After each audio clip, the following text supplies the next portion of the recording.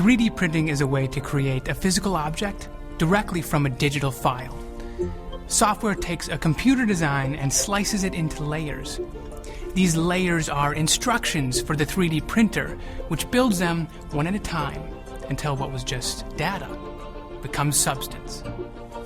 There are many different 3D printing methods: plastic extrusion, liquid jetting, laser sintering, and even more types of 3D printed parts. Strong and durable, beautiful and smooth, even wax or metal. Some 3D printing methods serve a very specific purpose, while others are used across industries and even in homes.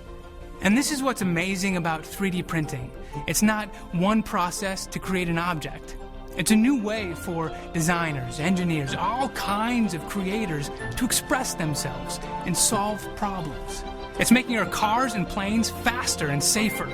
It's empowering companies to invent new products with better quality.